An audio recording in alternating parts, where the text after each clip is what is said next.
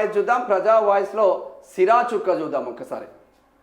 సిరా చుక్కలో ఏముందో, మా ఏరెండిపోయింది, మా నోరు తడారిపోయింది, మా గుండె బండ బారింది, కృష్ణమ్మ పాదాలు పగిలిపోయినాయి, గలగలా పారేటి కృష్ణమ్మ ఏడుంది, గౌరవమే నాకు లేదంది, నిజాము కొండ నిజాలు తెలిసిపాయే, గుండాల కథలన్నీ కథలైపాయే, రాళ్ళు రప్పలన్నీ రోదనలు పడుతున్నాయి, కాసే గడ్డంతా లేచి కూర్చుంటుంది, జమ్ము మొక్కలు మాత్రం దర్జాగా చూస్తున్నాయి, రాములోరి గుడిలో రాగాలు వినిపిస్తున్నాయి, రమ్మంటాడేమోనని నేను చూస్తున్నాను, కారిన నా కన్నీళ్లు సెరికల్లో సెలయేరులైనాయి, బుడ్డోడి సెడ్డిప్పి ముడ్డి గడుగుదామంటే జగ్గు నిండడి నీళ్లు జాంతానం ఆడుతున్నాయి, కన్నీటి కష్టాల జూరాల కడుపు కోత అయింది ఇయ్యాల, దిగువ నీళ్లు లేవు దిక్కు తోచని ఊళ్ళు, ఇంకెట్లా తడుస్తాయి సాళ్ళు, ఉన్న పొలాలన్నీ బీళ్ళు అంటూ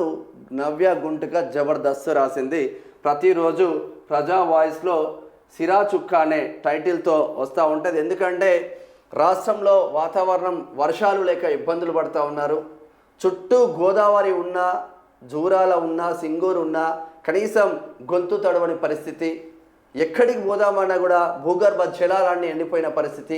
దాన్ని అన్నిటిని తీసుకొని నవ్య గుంటిగా జబర్దస్త్ రాసింది చెల్లె.